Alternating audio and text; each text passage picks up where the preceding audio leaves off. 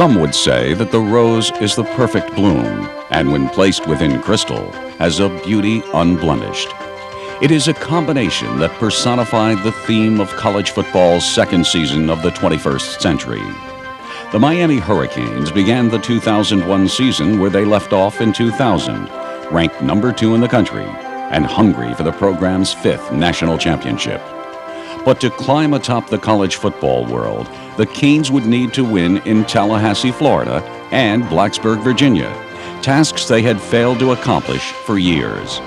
They would need to avenge their lone bitter defeat of 2000, and they would need to go on the road in front of the largest hostile crowd a Miami team had ever faced, and defeat the winningest coach in college football history, while being led by a man in his first game at the helm of a major college program. But that man and this team were poised to create a perfect storm of unsurpassed force in 2001, a confluence of velocity and fortitude matched with supreme swiftness that would leave an indelible mark on the face of this sport.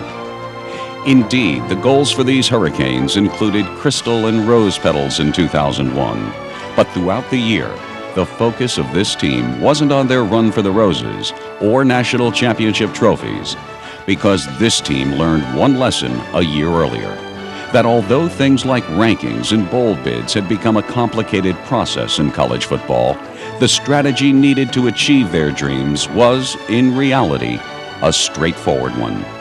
This team would have to aspire to the unblemished nature of crystal and the purity of the rose. Their hard work would be validated, their goals realized, simply by crafting a season of perfection.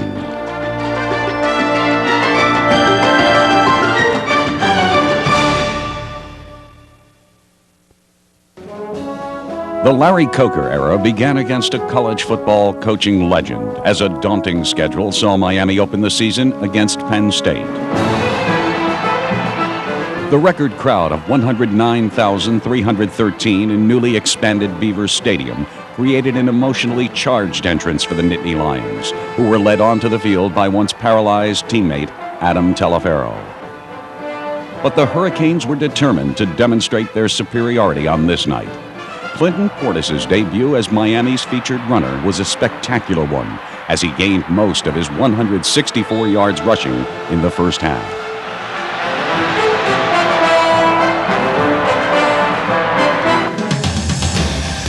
After the first of what would be 4 Todd Severs field goals on the evening, middle linebacker John Vilma provided the defense's first big play of 2001. James Lewis recovered Omar Easy's fumble, turning the ball over to the high-octane Hurricane offense. 5 plays later, Ken Dorsey connected on a 27-yard touchdown pass to Ethnic Sands. Later in the second quarter, Dorsey would find pay dirt again, this time connecting with senior fullback Najee Davenport for 28 yards. Just before halftime, Portis brought the Canes into the red zone with a 31-yard gain on a draw play. Then, Dorsey found tight end Jeremy Shockey for his 3rd touchdown pass of the first half.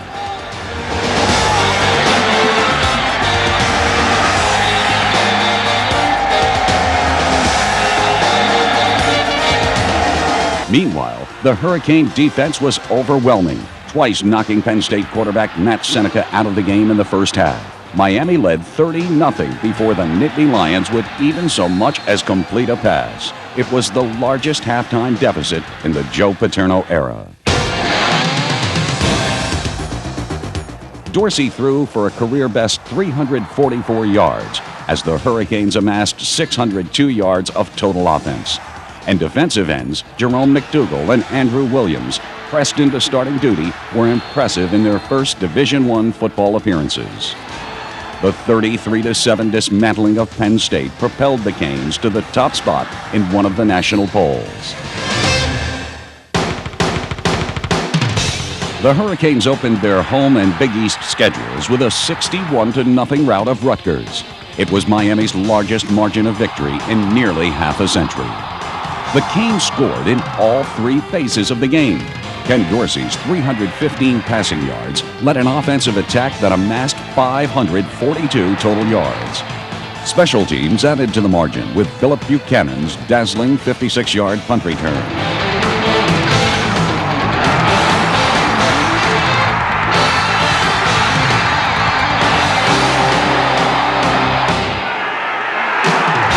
And the defense contributed to the scoring as Marquise Fitzgerald's forced fumble was returned for a touchdown by defensive end John Square.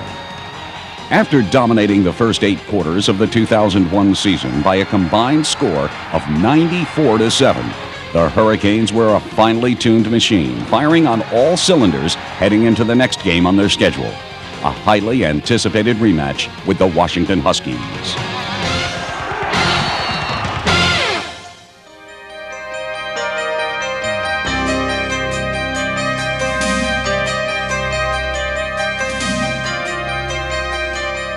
However, due to the tragic events of September 11th, it would be 19 days before the Hurricanes would take the field again, as the nation and this football team began a healing process.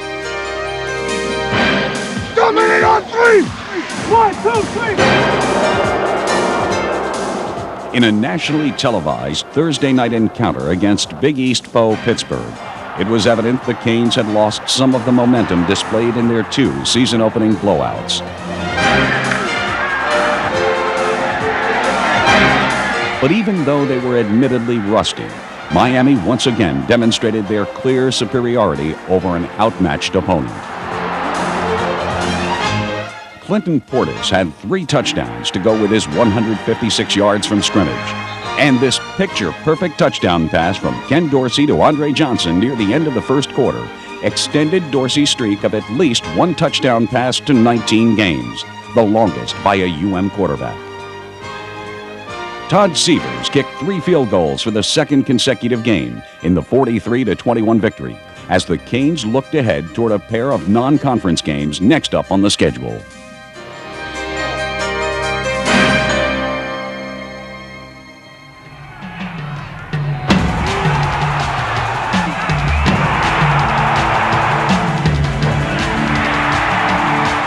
Miami returned to the Orange Bowl to post a workmanlike 38-7 victory over Troy State, but their attention quickly turned to their intense in-state rivalry with the Florida State Seminoles. I liked your energy in the second half. We didn't have that energy to start the game, did we? We did not have that energy to start the game, guys. It's all behind us now, right? All behind us now. We've got to have a great week, and get ourselves ready to earn an opportunity to win in Tallahassee. It ain't gonna be a free lunch. We gotta get better. We gotta earn a win in Tallahassee. We're not gonna take this team lightly, and we're not gonna build them up too much. We're gonna look at them. We focus on us. Our philosophy is we focus on us and what we can do.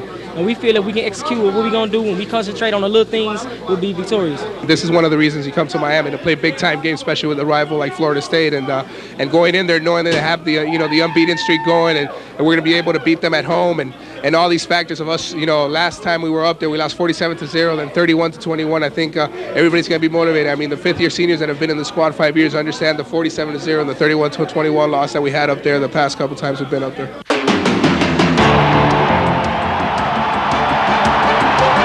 It's Florida State. I mean, if you come to Miami, ever since you're born, you're born to hate the Florida State Seminoles, and that's the way they are. They hate the University of Miami, but it's all good, and it's definitely going to be a great game next Saturday. The Hurricanes were the last team to defeat FSU in Tallahassee a decade earlier. The Seminoles' 54-game unbeaten stretch at Campbell Stadium included 37 consecutive home victories, both streaks the longest in the nation. But this Miami team was resolute in their mission to, in their own words, break history and make history.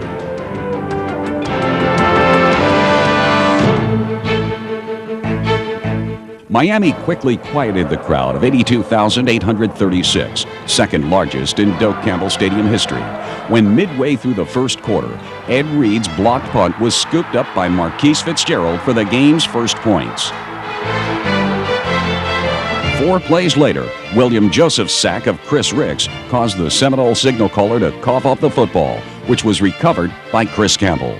With special teams and defense recording big plays, it was now the offense's turn. and they came through on the very next snap of the football. Miami at the FSU 27 left hash. Dorsey fakes the handoff, throws, middle of the end zone, caught, Andre Johnson, rock and roll, touchdown Hurricanes. In the second quarter, defensive leader Ed Reed recorded his third interception of the year, setting up the Canes at the Seminole 36-yard line. Once again, Ken Dorsey went right to work, hitting Andre Johnson on the next play, this time down to the 1-yard line. After 3 straight runs into the middle of the line failed to find the end zone, Larry Coker and his staff knew they had set the Noles up perfectly. Leading 14-0, the Hurricanes went right for the kill. 4th and goal inside the 1. Dorsey takes the snap, fakes the handoff, throws right side, caught, Shockey, touchdown Hurricanes. A 1-yard touchdown pass from Dorsey to Jeremy Shockey. Well, I have to admit, if I was Larry Coker, I would have kicked the field goal. But Larry Coker goes for the jugular. The Seminoles closed the gap to 21-13 at halftime, but then UM dominated the third quarter. After Dorsey's third touchdown pass of the afternoon and second to Andre Johnson, the Canes found diversity in their scoring methods. Ricks in the gun. Gets the pigskin, has time. Now here comes pressure. Joseph with a hit. Fumbled football. Vilma picks it up. He's on the run. Across the 30, the 25, the 20, the 15, 10, 5. Dives into the end zone. Razzle dazzle. Touchdown Hurricanes. A 23-yarder from the right hash mark. Sloppy snap is down, and Capshaw has the football running around the right side, takes it over the 5, into the end zone, touchdown, abracadabra, Freddie Capshaw runs it in around the right side. How about that? I don't believe what I just saw. The defense's 6 takeaways included 2 interceptions each by Philip Buchanan and Ed Reed. After Willis McGahee closed out the scoring with a bruising 8-yard touchdown run, Miami had made its point.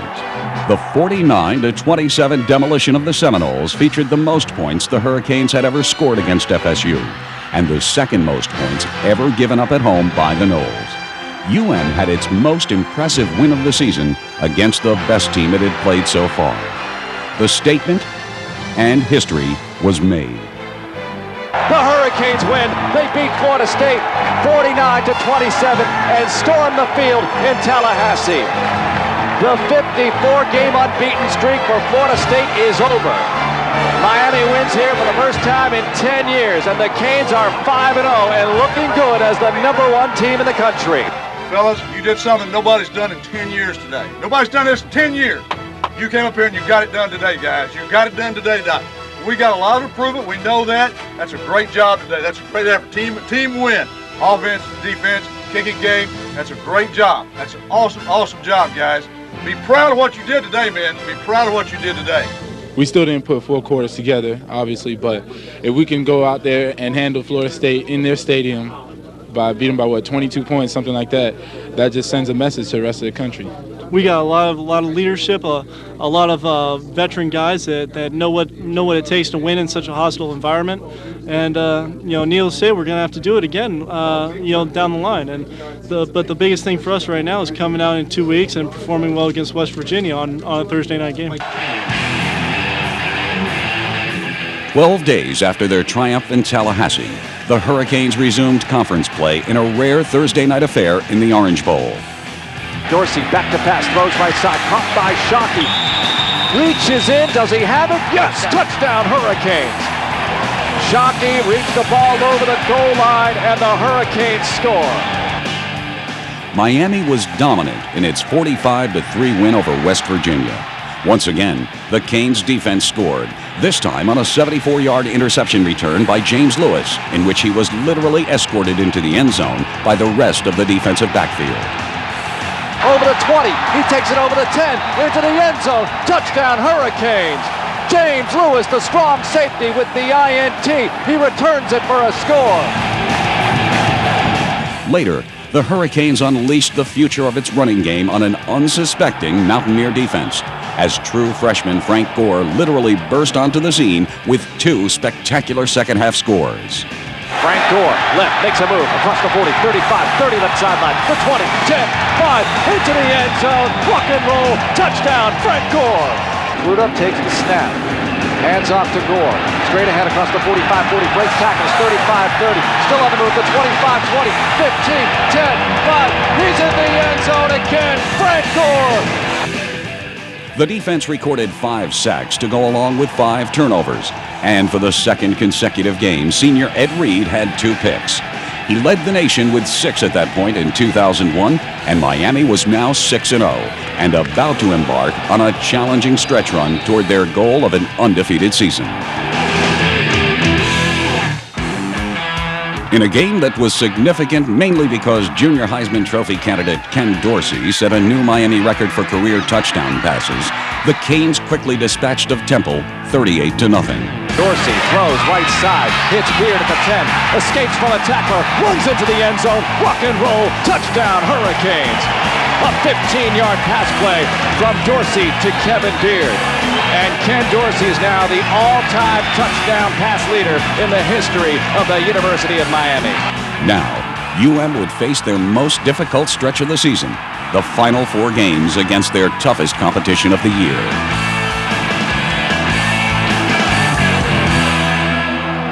Our next 4 are going to be, they play, it's playoff week. We got Boston College, we got Syracuse, then we got Washington, then we got Virginia Tech. Everybody got to come together as a team, and we got to step it up. The regular season over. Now we're going into the playoffs. We got 4 games ahead of us. That's all playoff contenders, and we're trying to get to the Super Bowl. So we got to win these games. Any game we lose, we eliminate it. So it's time to bear down.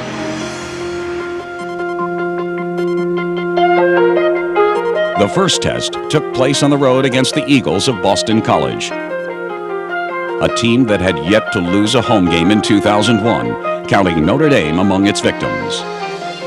For the first time in 24 games as a starter, Ken Dorsey would not throw a touchdown pass. But worse than that, his 4 interceptions on a cold, blustery afternoon in Chestnut Hill had the Canes relying on 4 Todd Severs field goals as their only points deep into the game. Miami's offense had to rely on Clinton Portis, who responded with a 160-yard effort on 36 carries.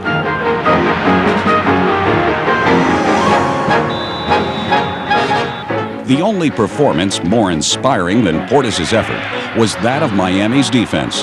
Time and time again, the Hurricanes' D was called upon to preserve UM's slim lead, which stood at 12-7 late in the 4th quarter. Then, following a gallant, desperate conversion on a 4th and 10, Boston College quarterback Brian St. Pierre led the Eagles to a 1st and goal at the Miami 9-yard line. With less than 40 seconds left in the contest, the Canes defense would be asked once again to preserve their run to the national championship. On 1st and goal from the 9, St. Pierre drops back, throws left side, tip, and into the hands of Matt Walters. The interception brings it across the 15, the 20, and Reed takes the ball on an exchange, brings it over the 40, 50, down the middle. It's a race, the 30, the 20. Reed is going to score for Miami. The Hurricanes are going to win this game. Oh my! Oh my! I don't believe it! That's one of the greatest finishes I've seen in Hurricane history. St. Pierre's pass ricocheted off Mike Rump's knee into the hands of defensive lineman Matt Walters for the interception. It was at that moment Ed Reed took matters into his own hands.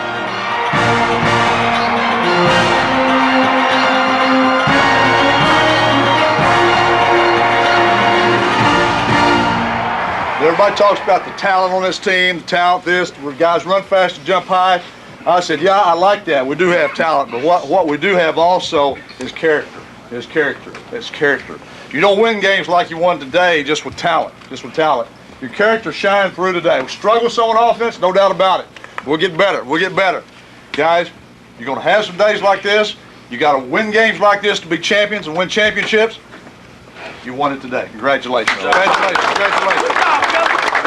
Coach had told us before we came down here, in the last 10 years, I think the margin of victory at our place was 23, and the margin of victory down here, average margin of victory down here was 4. And so we knew it was going to be a dogfight. I mean, they always play hard. A game like this here will prepare us for when we have to play a tight game. And, you know what I mean, it was a character check for us. And now we know what type of players we got around us. And people, we know no one's on our team going to give up. I think it's a wake-up call, you know, for all aspects of the game. We just got to make our corrections, you know, and go from there. After the immaculate interception and the Canes' 18-7 escape from Boston College, some thought that 13th-ranked Syracuse, undefeated in the Big East and riding an 8-game winning streak, could provide an even bigger challenge for Miami than BC. The Hurricanes, however, had other thoughts. Dorsey fakes the give, plants, fires, end zone, right side, and it's caught. Andre Johnson, he makes the catch for a Miami touchdown, a 22-yard pass play. What a fabulous catch by Andre Johnson. In a complete reversal from the previous week, Ken Dorsey put Miami back on track for the national championship game, throwing 4 touchdown passes as the Canes overwhelmed Syracuse 59-0.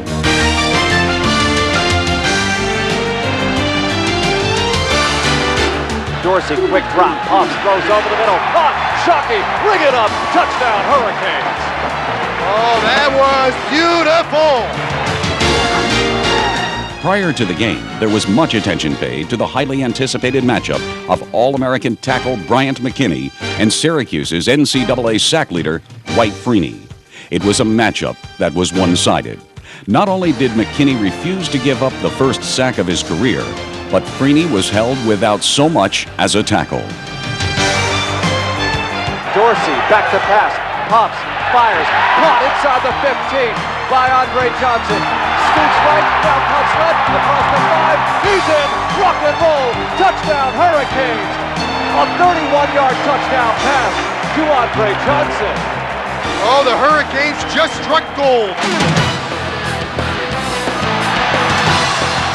Facing little pressure, Dorsey threw 2 touchdown passes apiece to Andre Johnson and Jeremy Shockey in just 3 quarters of work. Clinton Portis added a touchdown with his 132 yards rushing, and Frank Gore contributed a career-high 153 yards on the ground. Miami's defense, led by cornerback Philip Buchanan, did the rest. Buchanan recovered a fumble that led to a touchdown, recorded a 17-yard sack, and returned an interception 76 yards for a touchdown in the 4th quarter.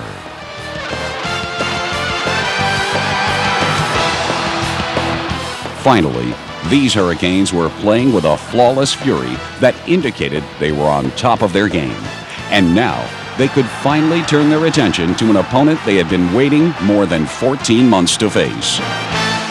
It's been a long time since we've lost a football game. We remember who we lost that football game to, on a rainy day in Seattle. They'll be here this weekend. Let's be here this weekend. Let's be ready. Let's be ready. They ruined our season last year, and get prepared to another stepping stone. We're going to stomp them for sure. That's guaranteed. We're no prisoners on Saturday next weekend. All out.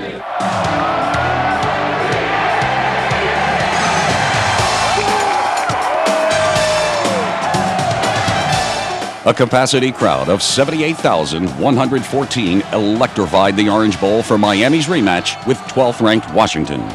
The postponement of the game from September 15th to November 24th only seemed to heighten the anticipation surrounding this contest. Since their 5-point loss to the Huskies last season, the Canes had reeled off 19 consecutive victories and had firmly entrenched themselves as the nation's #1 team. However, they had one important piece of unfinished business: payback. But no one, least of all the unsuspecting Washington players, could have foreseen the eruption these Hurricanes were prepared to unleash on this night. The outburst was immediate. On the 3rd play from scrimmage, middle linebacker John Vilma created the game's first turnover.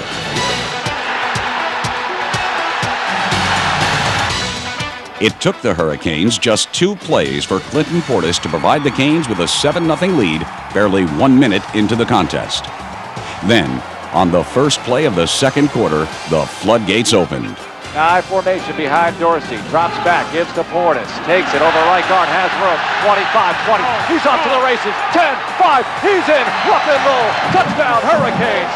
A 30-yard run by Portis. His second TD of the game. Portis' 30-yard TD run ignited a 30-point explosion for Miami in the second stanza. After a Chris Campbell interception, Clinton Portis scored his third touchdown, this time on the first of Ken Dorsey's 3 touchdown passes on the evening. Then, on consecutive plays, the Hurricanes' special teams did their part. First, on Kellen Winslow's tackle of Washington's punter in the end zone for a safety. Low snap, has trouble picking it up. He's on the move, and he's brought down to the end zone. A safety, Kellen Winslow. Then, on the ensuing free kick, Philip Buchanan's 60-yard return set the Canes up on the Huskies' 15-yard line. Buchanan lets it bounce, takes it at the 25, brings it over the middle, 30, 35, cuts right 40, to the right sideline, the 50, cuts it back 45, 40, still going in traffic, the 35, still out of the 30 right sideline, the 25, 20, and down to the 15-yard line. 60 yards, Philip Buchanan in traffic with a monster return for Miami. One play later, Dorsey connected with Najee Davenport in the end zone for a 30-0 lead. Still, the onslaught wasn't over. 2 plays later, William Joseph's pressure enabled him to deflect Cody Pickett's attempted pass, and Jerome McDougal took full advantage of the opportunity. Pickett trying to set up the screen right side. Tipped and intercepted by McDougal at the 10. He's on the loose. The 5 dives into the end zone. Touchdown, Miami! In the first 7.5 minutes of the second quarter, Miami put 30 points on the scoreboard and took a 37-0 halftime lead on their way to a 65-7 blowout of Washington. The defense recorded 7 turnovers and 4 sacks as the Hurricanes exacted their revenge on the Huskies. The 65 points were the most given up by a Washington team in 80 years. In their last 2 games, the Canes' 124-7 domination set an NCAA record for victory margin against consecutive nationally ranked opponents. And while the statement made in a rocking Orange Bowl this evening had many of the Hurricanes fans feeling a bit, well, rosy, this UM team knew there remained one more obstacle in the path of their ultimate goal. We got another game to play. We ain't worried about roses. We ain't worried about Rose Bowl. Nothing, guys. It's a 1-game season right now. Again, quote me on this one again. We're mature enough to understand that we got one more game left before the Rose Bowl. Look what happened to Nebraska. Look what happened to Oklahoma. You start thinking about the roses, and yeah, you're going to get them, but in your grave.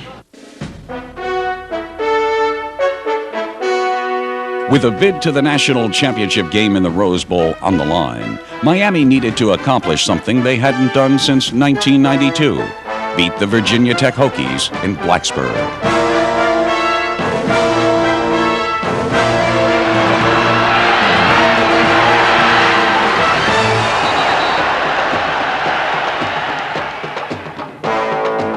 The Canes' defense held the Hokies to just 87 yards of offense in the first half.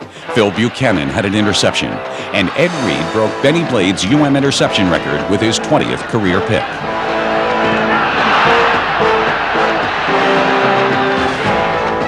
Meanwhile, the offense was rolling up more than 250 first-half yards on its way to a 20-3 halftime advantage. A 14-yard Dorsey to Shockey connection.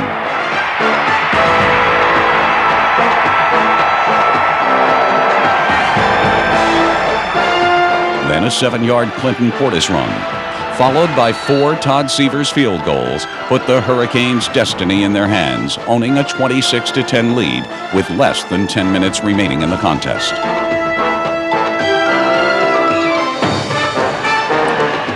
After a furious Virginia Tech rally, aided by a special teams score, all of a sudden Miami was desperately holding on to a 2-point advantage.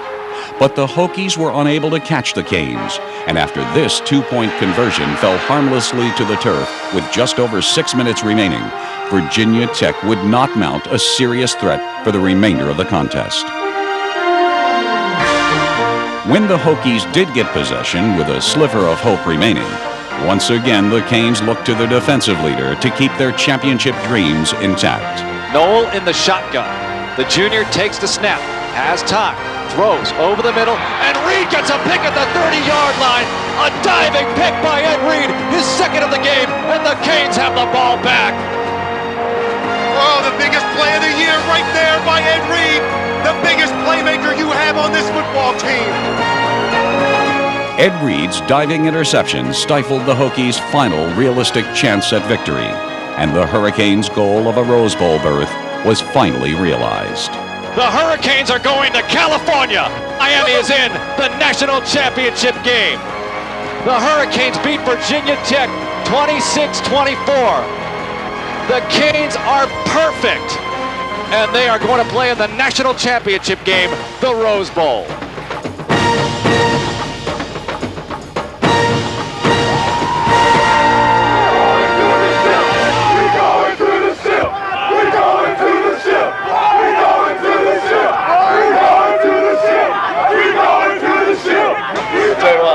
I've never been prouder of a team, anybody in my entire life, guys. You went through this entire year, the distractions, the pressure. You're number 1, you're number 4, you're going to get left out. You got left out last year. You just practiced, you played, you got close, you got tight, you got to be a unit. Offense, defense, special teams. You never flinched, guys. You never flinched today. You never flinched. You never flinched. Really, really proud of you guys. We're going to the ship.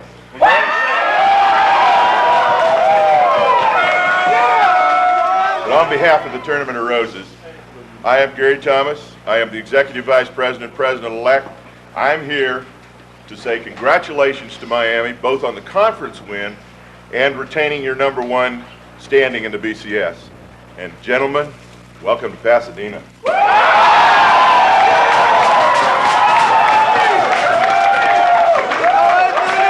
Hey man, we played our hearts out, man. I take my hats off to Virginia Tech, dog. But man, I love y'all, bro. That's why I came back, man. But we not finished. We're gonna enjoy this, but we ain't finished, baby. Let's go. The road to Pasadena was a historic and gratifying one for the Miami Hurricanes. In extending the nation's longest winning streak to 21 games, UM became just the 5th team to play in all 5 major New Year's Day bowl games. They won on the road in front of a record Penn State crowd. They snapped the nation's longest home winning streak by recording their first win in Tallahassee in a decade. They won a nail-biter at Boston College. They avenged last year's only setback by dominating Washington. And they finished the season as the nation's only undefeated Division I team and atop every poll, including the one that mattered, the BCS. The Bowl Championship Series final standings assigned a controversial opponent for Miami in the Rose Bowl, a one-loss Nebraska team featuring the Huskers' first Heisman Trophy winning quarterback, a team that actually spent much of the season atop the BCS rankings. As the Canes prepared to take the field in another historic matchup with the Cornhuskers, the goal of this UM team was not just to win the game, but to dominate and erase all doubt once and for all. This season of perfection had one final act. Be you today, be the best you. Let's win it inside the lines, guys. Just like you did at Penn State, just like you did at Florida State, just like you did at Virginia Tech. Let's see you fly today. Let's see you fly. Let's play hard, tempo, rhythm, in and out of the huddle. Let's fly around. Let's play fast. We're fast football team. Play fast, and have fun with it, guys. Seize the day. Enjoy this moment, guys. We're in the ship. We're in the ship. This is where you wanted to be. We're here. We're here. Enjoy this moment. Seize the day. Guys, let's give it up for each other. It's us. It's us. It's not Nebraska. It's us. Right here. Right here. Give it up for each other. Good luck. Good luck.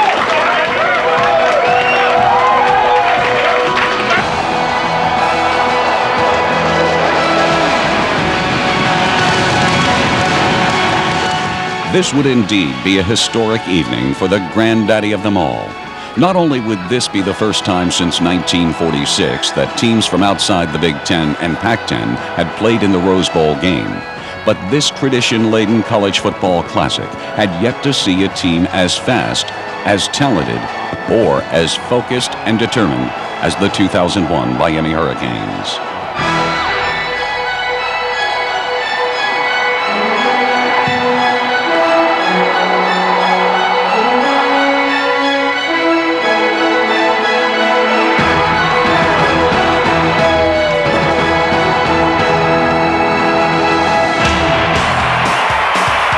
The Canes jumped on top midway through the first quarter when Ken Dorsey and Andre Johnson hooked up for the first time on the evening.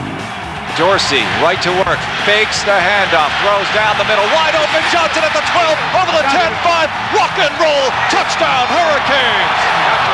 A 49-yard touchdown pass from Dorsey to Andre Johnson, and the Canes strike first. Johnson easily beat the Cornhuskers' attempt to cover him man for man.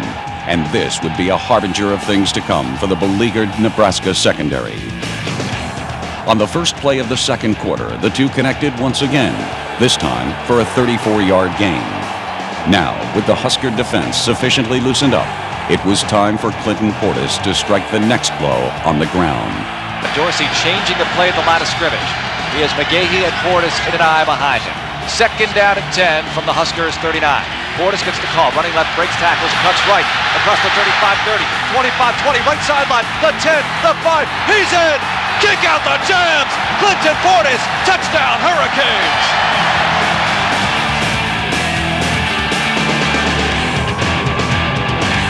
Down 14-0 and facing a 3rd and 7, Eric Crouch would attempt just his 4th pass of the game. But the hungry Hurricane defense now smelled blood.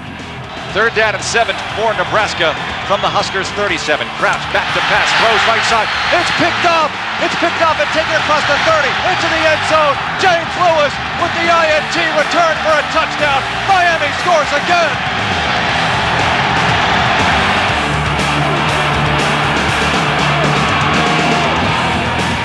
With a 3-touchdown cushion, the Miami D was now playing with reckless abandon. After a quick 3-and-out on Nebraska's next possession, the UM offense went back to work, challenging Nebraska to stop their passing game. I formation, Shockey lines up as the fullback. Dorsey back to pass, throws, right side of the end zone, caught by Shockey, takes it over the goal line, he's in for a Miami touchdown. Miami does it again, a 21-yard touchdown pass from Dorsey to Shockey. In a span of 3 minutes and 53 seconds, the Canes transformed a 7-0 lead into a 27-0 advantage.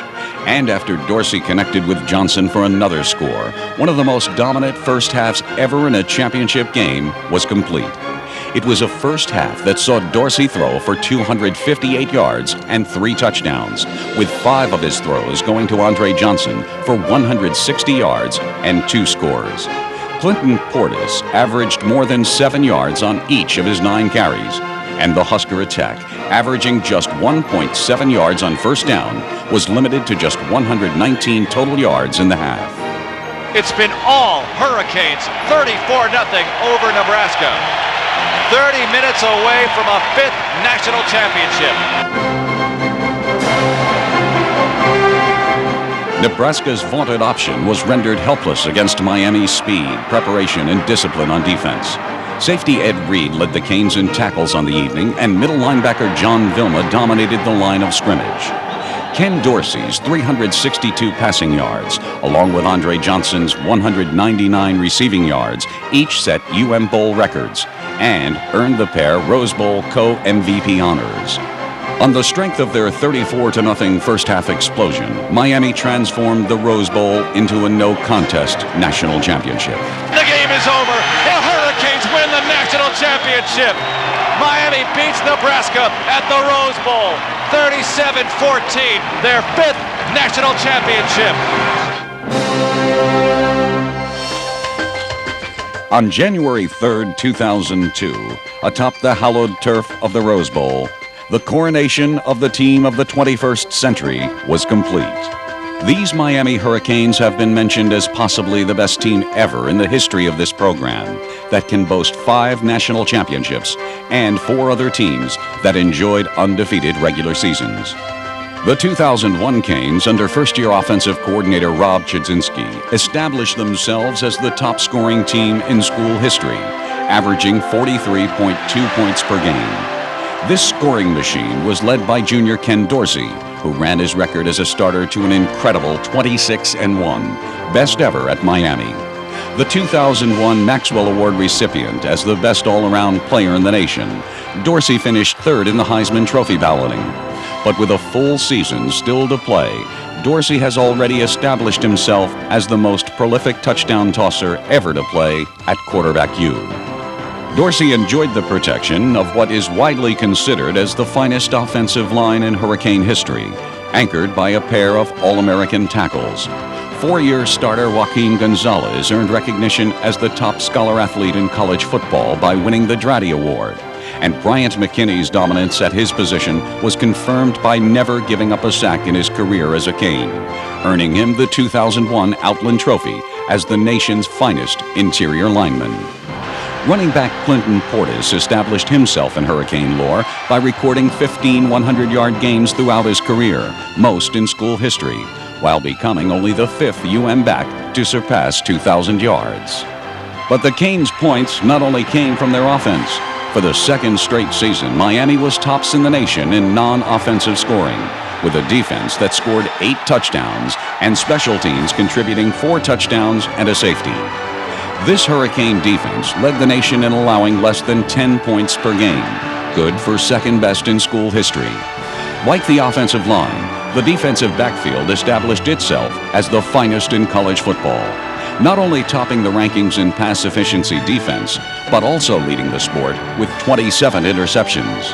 The undisputed leader of the secondary and the entire defense was consensus All-American Ed Reed, who not only led the nation in interceptions with 9, but established 2 new career marks at UM with 21 picks, returned for 389 yards. Yet, true to form of this spectacular playmaker, the interception for which he will be most remembered was one he didn't even make. After recording 45 takeaways during the season to lead the nation, the Canes added 3 more against Nebraska, and the 3 shutouts were the most in a single season by a Hurricane defense since 1956. The defensive dominance exhibited by Miami resulted in first-year defensive coordinator Randy Shannon being named recipient of the Broyles Award, given to the top assistant coach in college football. By defeating Nebraska in the Rose Bowl, Larry Coker became the first rookie head coach in more than 50 years to win a national championship.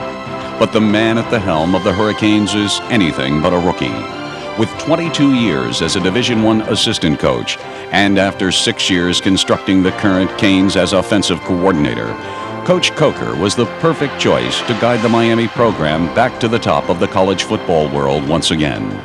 In doing so, he earned recognition not only as the Big East Coach of the Year, but as the Bear Bryant Award recipient as National Coach of the Year, an honor sure to be shared by the entire Hurricane coaching staff.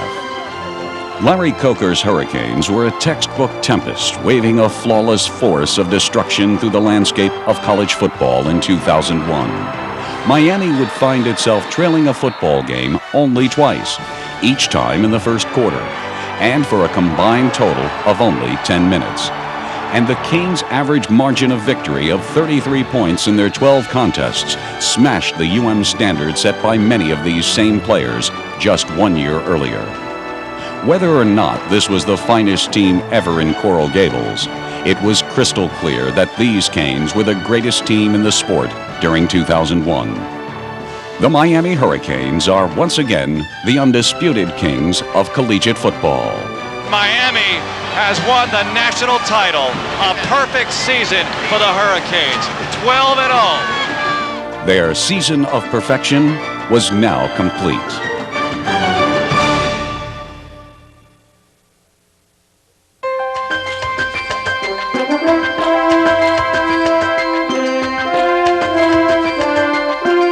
We talked about talent all along, but the thing that sets this team apart, we have great character. They refuse to give in, refuse to flinch. They've done what they've had to do week in and week out. They've gotten the job done. Just a tremendous group of young athletes and some tremendous coaches.